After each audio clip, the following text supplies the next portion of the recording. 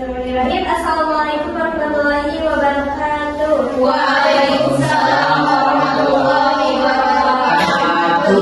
Selamat siang anak semuanya. Siang, Bu. Apa kabar hari ini? Alhamdulillah luar biasa. Alhamdulillah ya, semoga saya sehat dan semangat tentunya. Amin. Baik, sebelum pembelajaran dimulai, alangkah baiknya kita berdoa terlebih dahulu. Untuk berdoa kelas, jadi silakan pimpin doa terlebih dahulu.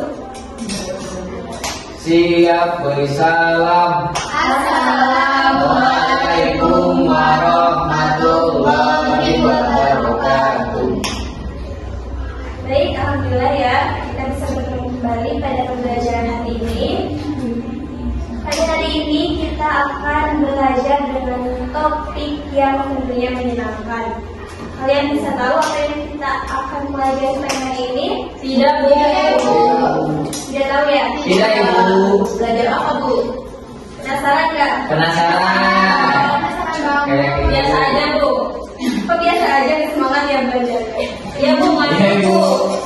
Nah, sekarang tentunya kalian tidak akan ngantuk karena topik kita hari ini, pembelajaran kita hari ini tentunya akan menyenangkan. Nah, pada hari ini kita akan belajar tentang teks fabel. Ada yang tahu apa itu teks fabel? Tidak tahu, Bu. Fabel?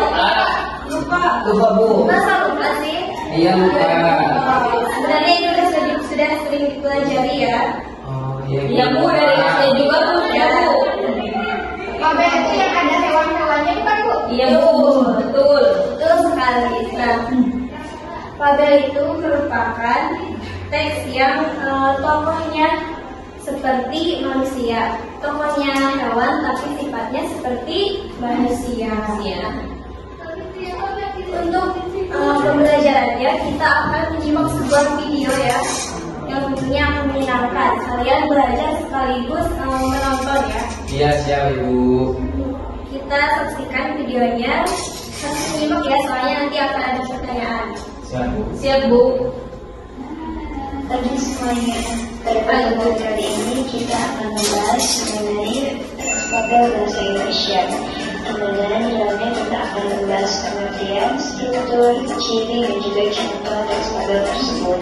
Nah, untuk mengetahui lebih lanjut, mari kita bahas teks fabel tersebut. Kali ini kita akan belajar tentang teks cerita fabel. Mungkin kalian pernah berpikir berkebun binatang, menyaksikan tingkah para binatang yang lucu-lucu dan aneh-aneh itu seru bukan? Kira-kira apakah pernah terpikir untuk menangkap kehidupan mereka ke dalam sebuah cerita fiksi? Nah, itu namanya cerita fabel. Nah, sekarang mari kita bahas lebih lengkap lagi tentang pengertian dan contoh fabel. Simak baik-baik ya.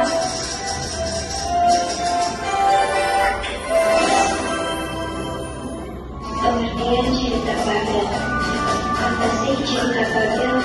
Nah, cerita fabel ini adalah cerita tentang kehidupan binatang yang berperilaku menyerupai manusia. Fabel termasuk jenis cerita fiksi, bukan tentang kehidupan nyata. Cerita fabel sering disebut cerita moral karena pesan yang ada dalam cerita fabel berkaitan erat dengan moral. Selanjutnya ada ciri-ciri fabel. Yang pertama yaitu ada tokoh. Dimana tokoh di dalam cerita ini Iya, siap, Ibu cantik. kemudian yang kedua yaitu ada alur. Seperti biasa di dalam alur contohnya ada alur maju, mundur, dan juga jingkrak. Tetapi di dalam alur cerita teks fabel itu hanya singkat dan juga sederhana. Yang ketiga yaitu ada karakter. Nah, karakter dalam teks fabel ini seperti biasa ada yang baik dan juga ada yang buruk, ada antagonis dan juga protagonis. Yang keempat yaitu pesan atau tematik yang dituliskan di dalam cerita. Kemudian yang kelima yaitu pendahuluan singkat dan juga maksud.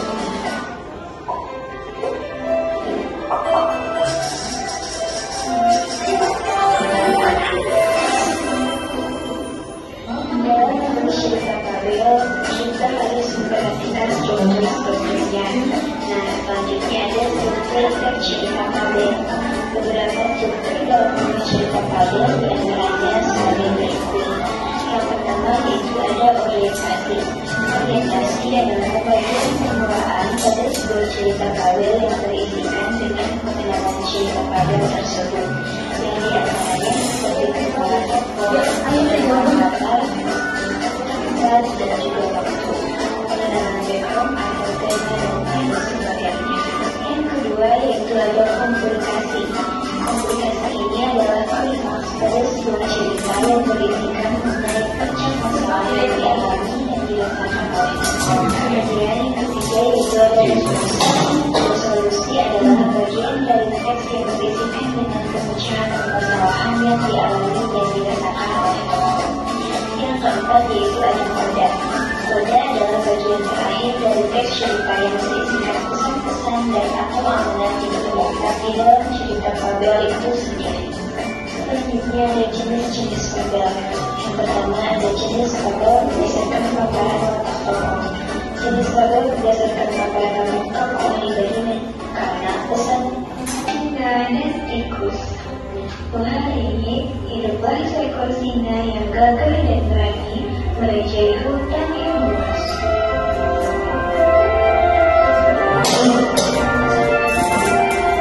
Suatu ketika, setelah menyenangkan siangnya, singa tertidur pulas di bawah pohon.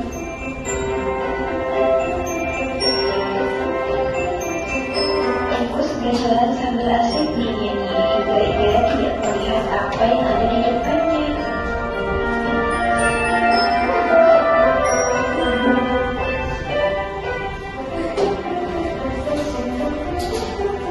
Rasanya tikus menginjak kulit pisang hingga ia tergelincir dan terjatuh dekat gajah singa. Tak sengaja, ekor tikus menginjak kaki singa. Ia membuat singa terbangun dengan marah sambil mengaum dan berkeras. Singa segera menangkap tikus itu dengan cakar bersama. Tikus mulai ketakutan dan memohon kepada singa untuk tidak memakannya. Singa setuju dengan penawaran tikus dan melepaskannya. Beberapa hari kemudian,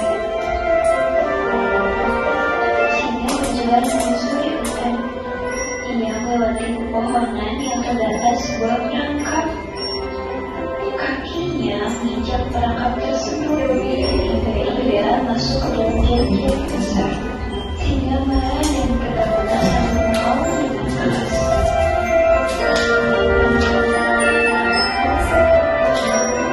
Tikus mendengar suara auman singa dan segera ia berlari mencari singa.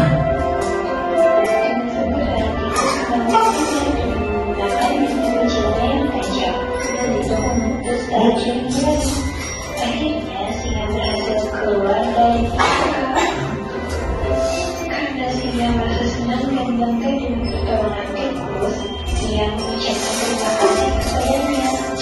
Pada akhirnya singa dan tikus menjadi teman untuk selamanya.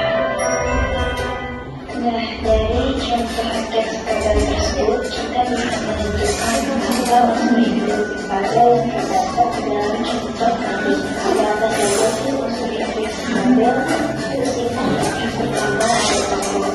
Nah, tokoh adalah peran yang dalam suatu cerita yang digambarkan seperti apa karakter atau watak dari tokoh tersebut. Kemudian yang kedua itu adalah watak. Tokoh pasti punya watak yang membedakan dari karakter yang lain. Watak adalah satu gambaran manusia yang mengenai pemikiran.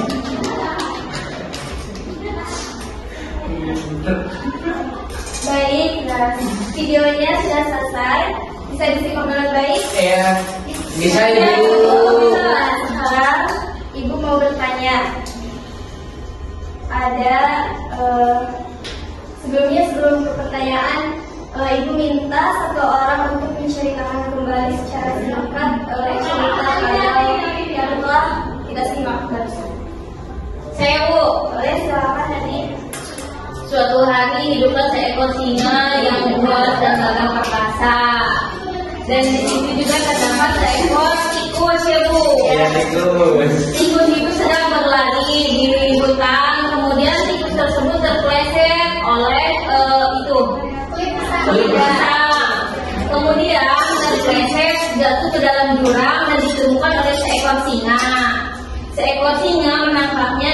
pemangsanya. Terjadilah antara singa dan tikus itu perjanjian bahwa kata tikus, tolonglah singa jangan memakan saya. Karena singa melihat kasihan dan singa melepaskan tikus tersebut. Suatu hari juga singa sedang berjalan-jalan, kemudian terdapat sebuah jebakan Batman Bu. Ya. Oh, betul Bu, jebakan Batman.